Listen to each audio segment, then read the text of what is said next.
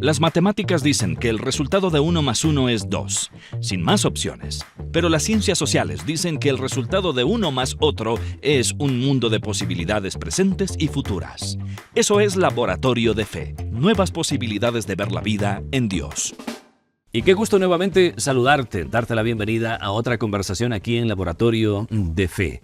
Y en el contexto que estamos grabando el capítulo, porque este es un capítulo en diferido, y gracias porque tú comprendes esa dinámica de cómo nos comunicamos a través de esta producción de la propuesta de Laboratorio de Fe. Decía, en este contexto en el cual nos encontramos, nos ha entretenido mucho las Olimpiadas que se están desarrollando en Francia. Y uno de los desafíos de todo deportista olímpico, además de ganar una medalla, en lo posible es ganar la medalla y rompiendo el récord y creando un nuevo récord. Y para eso, en realidad, se va a requerir de mucha preparación, de mucho entrenamiento físico que se requiere someter a todo el cuerpo, hablando de un deportista. Y eso implica que también tiene sus grados de sufrimiento, de complejidad. Es una prueba al final, toda competición. Pero lo mismo que sucede en el deporte también sucede en la vida diaria. El apóstol Pedro dice que nosotros estamos sometidos a prueba, que nuestra fe se prueba. El apóstol Pedro dice que tenemos que correr mirando la meta con el propósito de llegar en primer lugar. Eso significa que la vida en su conjunto es una prueba, en cierto sentido, casi como por donde la veamos. Y vamos a conversar ahora cómo es que bíblicamente las pruebas son un proceso, una metodología, incluso podríamos decir hasta divina, de tal modo que Dios, por este mecanismo, por esta metodología, también puede incluso trabajar en tonificar nuestra fe, por usar esta expresión. Cómo bíblicamente vemos las pruebas como un instrumento de bendición, a pesar de que puedan ser dolorosas, más allá de una tragedia. Y para eso he invitado a un amigo, Marco Campoverde. Él es doctor en teología y está aquí para despejar algunas dudas, algunas inquietudes alrededor del tema planteado. Las pruebas, desde una pedagogía bíblica, cómo vivirlas en la manera práctica también. Gracias, Marco, por haberte desafiado. Bueno, muchas gracias. Aceptado conversar sobre este tema aquí en Laboratorio de Fe. Muchas gracias por la invitación. Creo que siempre es un placer poder conversar, y más aún de estos temas que considero que afectan a pequeños, grandes, a los que están recién entrando en la fe, como también a los que están ya más maduros en la fe. Y creo que es un tema que debemos abordarlo desde algunos puntos que al final la Escritura creo que nos da una idea muy clara con respecto a este concepto de cómo Dios utiliza las pruebas, las dificultades dentro de nuestro proceso de crecimiento espiritual o de nuestra vida cristiana. Ahora, me gustaría tal vez retroceder un poquito y hacer una diferencia entre prueba y tentación, porque a veces podemos confundir lo uno y lo otro. Y el texto bíblico dice que Dios no tienta a nadie, ¿verdad? Pero Dios puede probarnos. ¿Cuál es esta diferencia entre una tentación y una prueba? Bueno, la tentación viene por a través del enemigo. Dice la Escritura que tenemos tres enemigos: el diablo, la carne y el mundo. El mundo entendido como el sistema. Como el sistema, antivalores, antidios, antiley. O sea, el mundo sí nos puede tentar, Satanás también, y nuestra propia naturaleza. Dice Santiago, nuestra concupiscencia, ¿no? Que es la herencia que nos ha dejado Adán y Eva. Claro, mucha gente confunde la soberanía de Dios en cuanto a cómo Él utiliza las pruebas dentro de su providencia. Yo creo que hay ciertos temas y conceptos que debemos aclarar en la fe cristiana. Cuando decimos que Dios es soberano, lo estamos diciendo que Él tiene el control de todas las cosas. Entonces, Él también tiene el control de las cosas que a mí me suceden. Y si a mí me suceden cosas bajo su permiso y su decreto, entonces quiere decir que todas las cosas tienen un propósito. Si esto pasa aún en la vida de los no creyentes, mucho más en la vida de los creyentes. Por lo tanto, la tentación y la prueba, aunque muchas veces dice soy probado en el sentido de que estoy siendo tentado en mi naturaleza pecaminosa y la debilidad, La tentación tiene que ver con estos tres puntos, especialmente con la concupiscencia. De lo que existe en mí, esa atracción hacia el pecado, hacia la maldad, hacia la desobediencia, pero la prueba es cómo Dios utiliza las circunstancias diarias de mi vida para reafirmar algún punto débil o flaco o que se está queriendo torcer. Entonces, sí es importante reconocer esa diferencia. Entonces, solo te digo esto, muchos cristianos reafirman, cantan incluso, Dios es soberano, pero cuando Dios actúa de manera soberana, pues nos incomodamos, ¿verdad? Nos sentimos incómodos y comenzamos a altercar, a pelear y hasta querer decir, no, creo que tú no eres tan sabio, déjame hacer las cosas a mí. La prueba tiene, por lo tanto, posibilidad de caída real, de un fracaso en algo real. Perdón, la tentación, quiero decir. La tentación tiene la probabilidad de una caída, de un fracaso real. Ajá. Mientras que la prueba es más un proceso formativo, podríamos también pensarlo así. Es una caída. ¿También? Claro. Por ejemplo, si Dios no hubiese permitido que el pecado de David... mira, yo voy a tomar algunos ejemplos. Ya. ¿Cómo Dios trabajó en la vida de David? ¿Ya? Si tú te fijas, David le embaraza a Betsabé y no cuenta enseguida su pecado. ¿Ok? Como Dios sabía que él no se iba a arrepentir por los medios ordinarios en reconocer que él era un pecador, Dios utiliza al profeta y lo llama y lo pone en una situación muy incómoda en desafiarle a su pecado por otro hombre que era Natán. Y dice la Escritura que aproximadamente pasó un año. ¿Te imaginas que él pecó, se dio a la tentación, a la tentación, y Dios, en vez de utilizar eso para llevarle a un estado de juicio y de condenación completa, utiliza eso para llevarle a un estado de prueba, de edificación y de arrepentimiento? Entonces, hay una confesión histórica que se llama la Confesión de Londres de 1689, que es puritana. Hay un párrafo en el capítulo La Providencia, dice, los mismos medios que Dios utiliza para ablandar a los escogidos, esos mismos medios Dios utiliza para endurecer a aquellos que tienen un corazón lleno de concupiscencia. Wow. Entonces, el creyente, aun cuando cedimos en la tentación, Dios nos va a disciplinar, pero utiliza esa circunstancia, ese momento de angustia, de dolor, de culpa, para llevarnos al arrepentimiento y a un verdadero cambio genuino.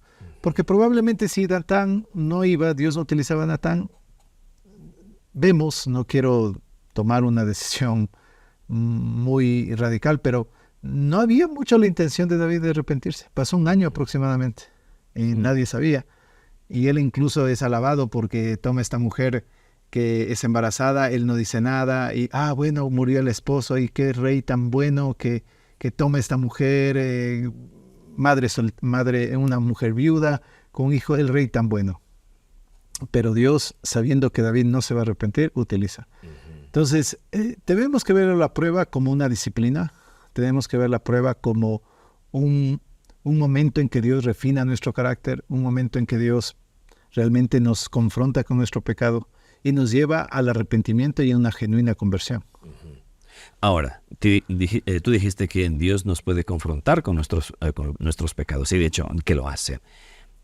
Cuando hay esta realidad de pecado, cuando se ha caído en una tentación, en diferentes circunstancias, la que sea, sin embargo, la prueba no necesariamente uno se la va a buscar, no es el resultado de una tentación. Entonces, puede tener dinámicas, puntos de partida diferentes, probablemente una intencionalidad aún divina diferente. Y alguien puede decir, ¿por qué Dios me está probando?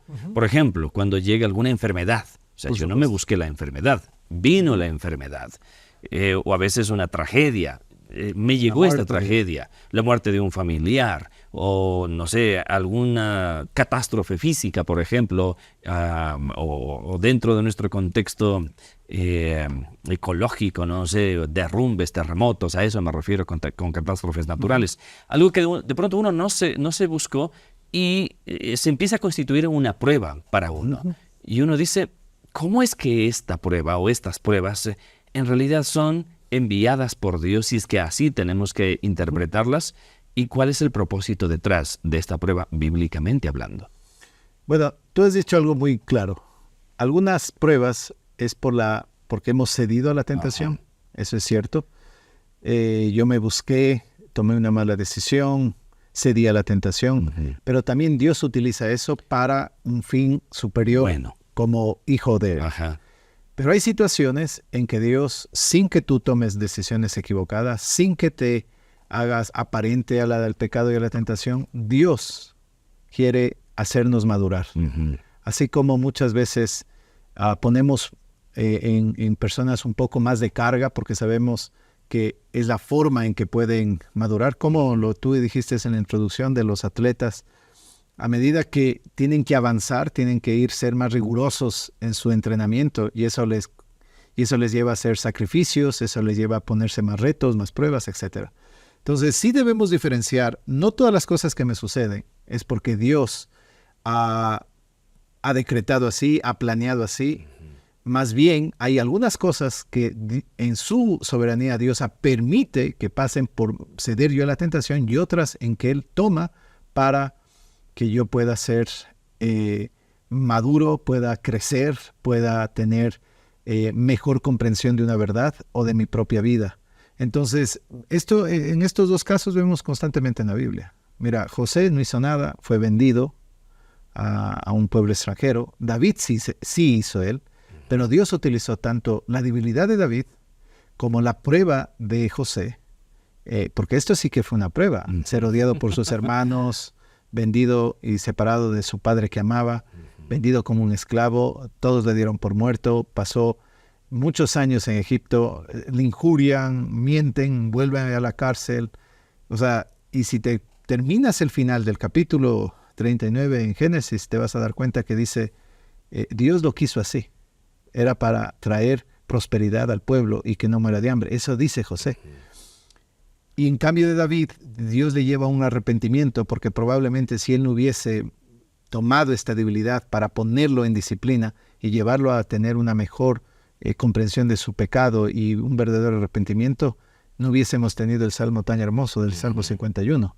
Entonces, hay dos cosas que pasan en nuestra vida o pueden pasar simultáneamente. Ajá. Que viene una enfermedad. ¿Sabe qué? Usted está tranquilo, es un buen cristiano, se esfuerza por ser un buen cristiano, un buen padre, un buen esposo, una buena esposa, y llega un certificado del médico detectando una enfermedad terminal del hijo o de un familiar. Lógicamente, la primera respuesta que tenemos es, ¿por qué me pasa esto a mí? ¿No? Ahora, si te vas a dar cuenta, en el libro de los Salmos, en nuestra iglesia estamos leyendo un salmo por día y estamos ya en el Salmo 38 y dice, básicamente, la queja de David constantemente es poniendo su queja a Dios diciendo, ¿por qué permites que el impío prospere, mas los justos estén siendo perseguidos por el impío? ¿Por qué al impío le va mejor y a mí, que soy tu hijo, nos va mal? Entonces, muchas veces nosotros miramos a la prueba como un castigo, y eso yo quiero aclarar, no es un castigo. Ajá. O sea, Dios disciplina. El castigo bíblicamente será para los impíos y para aquellos que no han confesado y se han arrepentido. Pero en la Biblia habla claramente, y el texto o el capítulo más interesante de esto es Hebreos capítulo 13, donde Dios establece la disciplina como el medio para confrontar mis pecados o como el medio para hacerme madurar en mi fe cristiana. Entonces, gloria al Señor que hay pruebas en nuestra vida, porque no reconociéramos algunas cosas igual, no reconociéramos lo misericordioso que es Dios, lo bueno que es Dios, lo perfecto que es Dios. Y al final mucha gente que pasa la prueba dice, gracias Señor por esta prueba, porque me ha permitido mirar de otra manera, valorar de otra manera muchas cosas. Y eso nos hace pensar que Dios nunca hace las cosas al azar, o que no pasan las cosas por casualidad. Hay un propósito. Y yo quiero leerte un texto que yo venía preparado, con un texto que me parece muy, muy interesante. Y creo que ha sido un texto para mí de bastante... está en el libro de Isaías, capítulo 46, el verso 10. Me parece que creo que puede ser para nuestros radioescuchas y para las personas que nos ven por los medios digitales. Dice el Señor, yo declaro el fin desde el principio. Sí, has notado que a veces la gente dice que Dios sabe el futuro. Bueno, no dice eso exactamente la Biblia. Dios sabe el futuro porque Él hizo todo. O sea, Dios es atemporal. Él no vive en el tiempo. Entonces, cuando la gente dice que Dios sabe el futuro, Se piensa que Dios está con una bola o no sé, una pantalla viendo a ver qué pasa con la vida de Duvall, de Marco. Más adelante. Sí, yo ya sé lo que va a pasar. No, ese es un concepto completamente pagano. Dios sabe el futuro porque Él decretó todas las cosas, Él planeó todas las cosas, Él sabe el fin de todas las cosas. Dice el texto que declaro el fin desde el principio y desde la antigüedad yo sé todas las cosas. O sea, yo digo mi propósito estableceré y todo lo que yo quiero voy a realizar. Entonces, hay dos maneras de ver las pruebas. Como hijos de Dios nos va a ayudar y a reafirmar. Y como muchas veces esto puede ser un poco feo lo que voy a decir, pero es la verdad. Pero si no entendemos por las buenas, Dios nos va a poner en situaciones donde vengamos humillados y a reconocer su grandeza y su soberanía. Entonces, eso sí debemos dejar claro, porque el cristiano que vive sin pruebas, yo diría, no es un verdadero hijo de Dios. Ok, vamos un poco regresando todavía a la parte de la tentación. La tentación, considerando que hay un aprendizaje y se convertiría el lado positivo, entre comillas, de una tentación, va a desafiarnos siempre al arrepentimiento, porque eso es lo que vemos en el caso de David que estabas mencionando. O sea, al final, aunque él probablemente intentó camuflar lo que hizo y no era público lo que había sucedido, él como que no estaba consciente intencionalmente de que tenía que arrepentirse del error que había cometido. Entonces, cuando nosotros cometemos un error y queremos que ese error se convierta en algo positivo y hasta en una prueba en nuestro carácter, tendría que naturalmente llevarnos al arrepentimiento cuando hemos caído en una tentación. Y eso ya en sí es una prueba a nuestro carácter, a nuestra humildad, incluso el reconocer que hemos cometido una falta. Y probablemente sería, y no quiero desviarme del tema, pero lo que le llevó a Dios a decir que David fue un hijo conforme a su corazón. Es esta actitud de reconocer sus errores, de arrepentirse y de reorientar las decisiones, su misma vida, porque ya no se lo ve más haciendo lo mismo, cometiendo el mismo pecado, del cual estamos hablando hace un momento con Betsabé y la historia del homicidio del esposo de Betsabé y todo eso. Ahora, del arrepentimiento, que es una prueba, a otras virtudes que podemos extraer de otras pruebas que de pronto no podrían llegar por una falta, por un error voluntario o involuntario, sino porque sencillamente Dios ha planeado cierto proceso para mi madurez. Sí. ¿Qué virtudes podemos rescatar? Por un lado es arrepentimiento, me parece espectacular. Por otro lado, no sé, me invento algo o pienso en algo. Dependencia, por ejemplo, o confianza como virtudes. ¿Qué otras virtudes más podemos ver en la palabra de Dios que uno puede cultivar en el carácter desde la base de una prueba? Bueno, la Biblia es explícita y no tenemos que dejar, o sea, tan especular nada ni inventarnos nada. Tan divagada esa idea. Ajá. Las pruebas tienen un propósito final, traer gloria a Dios. ¿Sí? No tanto la formación de la persona. No, porque a ver, ¿tú cómo das la gloria a Dios? ¿Cómo se da la gloria a Dios? Cuando las cosas cumplen su propósito. Y tú como cristiano has llegado, yo como cristiano, hemos sido establecidos a una meta, tener la altura de Cristo. Entonces, toda prueba final es para la gloria de Dios. ¿Te acuerdas que un día Jesús estaba con los fariseos que lo tentaban cada vez y dijo, este hombre está enfermo, ¿quién pecó? ¿Sus padres o él? Y Jesús dijo, no. Ni él ni sus padres. Ni él ni sus padres, esta enfermedad es para la gloria de Dios. A veces pensamos que es algo aislado esto, o algo menor. Si mi prueba, si mi enfermedad, mi dolor, mi tristeza, la muerte de un familiar, cualquier cosa, es para la gloria de Dios, entonces Dios está cumpliendo un propósito más allá de lo que yo puedo entender. Y esto es algo alentador en medio del dolor. Claro. Entonces, yo le digo a la gente, piensa que Dios está utilizando esto con un propósito mejor, porque al final esto va a traer gloria a Dios. Claro, en ese rato que estás pasando, ves todo oscuro. Claro. Pero al final, cada vez la gracia va aclarando con un colirio increíble nuestra visión y ves que la gloria de Dios resplandece. ¿Qué pasaría con José si no hubiese pasado esa prueba? El nombre de Dios no hubiese glorificado en un pueblo pagano y extraño como Egipto. ¿Qué hubiese pasado con varios hombres que, imagínate, la historia dice que Esteban estaba siendo aprediado por aquel hombre que luego va a ser el más prolífero escritor del Nuevo Testamento que Pablo? ¿Te imaginas ellos viéndose en el cielo? O sea, lo que fue un sufrimiento para Esteban era la gloria de Dios para Pablo. Luego, como Pablo glorifica a Dios. Entonces, si tú entiendes que el propósito final es para la gloria de Dios, va a haber circunstancias en nuestra vida que nos van a hacer madurar, nos van a hacer crecer. Y el crecimiento, a ver, la gente piensa que es crecimiento el que yo sé más teología. Ya, si tu teología no te lleva a amar más a Dios y más a tu prójimo, no estás creciendo. O cualquier tipo de crecimiento humano. Exactamente. O sea, si yo aprendo más de la Biblia, más de Dios, y tengo más odio con mis hermanos, y no amo más a Dios, no me deleito más en Él. Por eso David dice, Señor, me gozo y me deleito en guardar tu ley. Entonces, si esto no me lleva a lo que estoy aprendiendo, mi iglesia o cualquier cosa, no hay crecimiento. Entonces Dios va a utilizar una prueba para que vengas en humillación, vengas a un reconocimiento genuino, y nos va a hacer valorar, nos va a hacer más humildes, nos va a llevar... Toda persona que ha pasado una prueba al final queda humilde.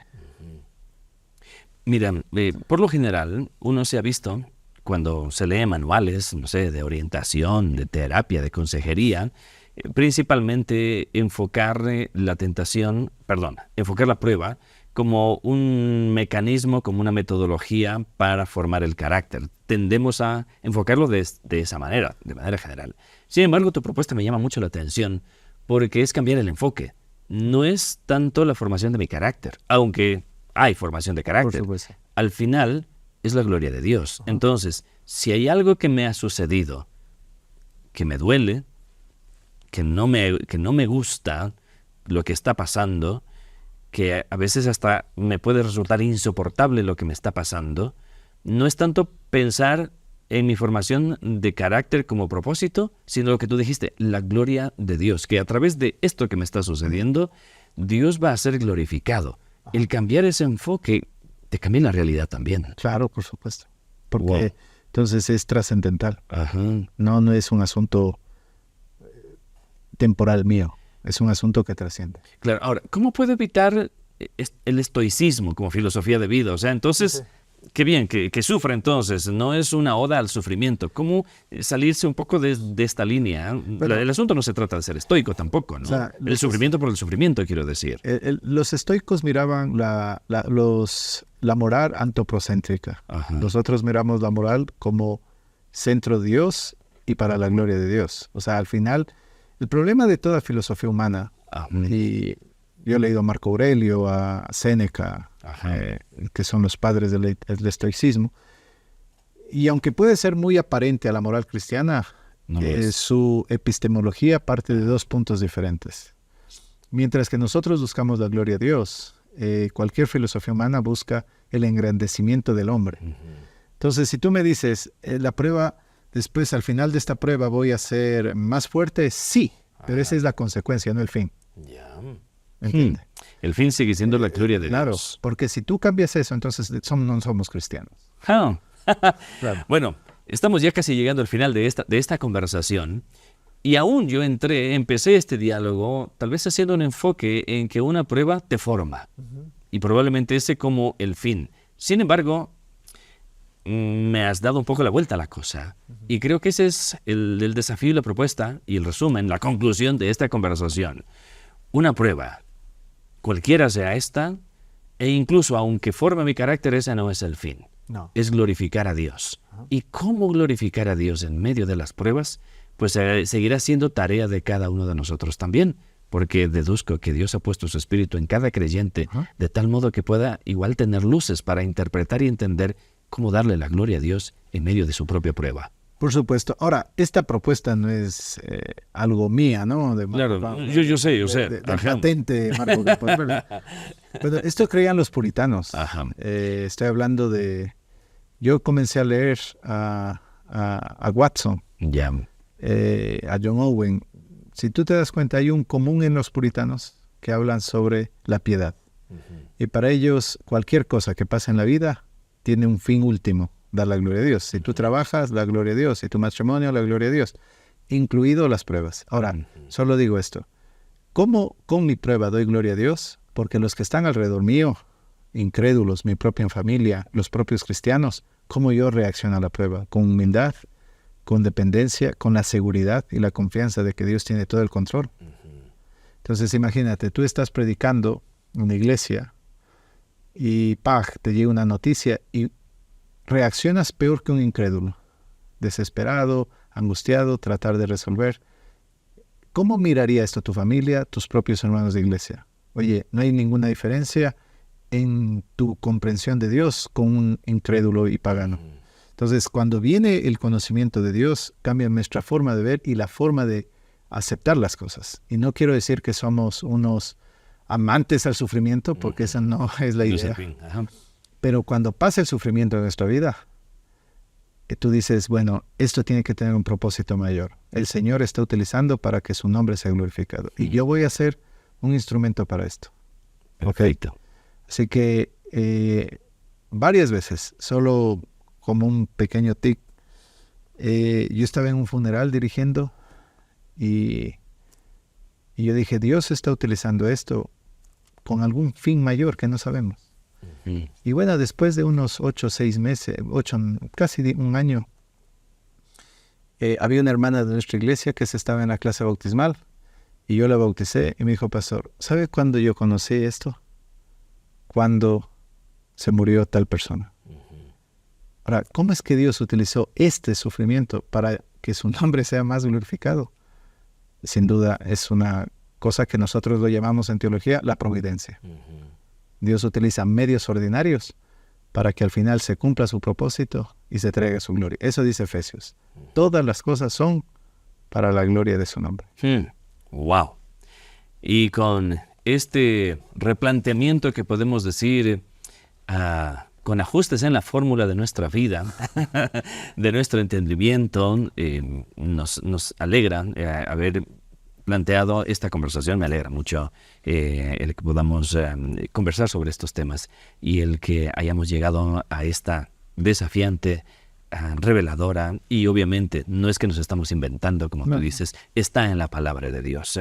Y a veces uno como que podría pasar por desapercibido porque nos hemos estado enfocando tanto en nosotros. Vivimos en una época donde el antropocentrismo es como la filosofía de vida y que nos afecta incluso en nuestro pensamiento como cristianos. Es triste. Bueno, damos gracias a Dios por este tiempo y la gloria que sea para Él. Amén. Gracias, Marco, por haber conversado aquí. Que Dios te bendiga a ti. Y a ti también, que Dios te bendiga inmensamente y te permita seguir caminando, superando, venciendo las pruebas, fortaleciendo el carácter, por supuesto, pero más allá de eso, dándole la gloria a Dios en cada circunstancia y en cada oportunidad. Que Dios te bendiga. Un abrazo y nos encontramos en el próximo capítulo aquí en Laboratorio de Fe. Chao. Este contenido fue producido gracias al apoyo de amigos como tú.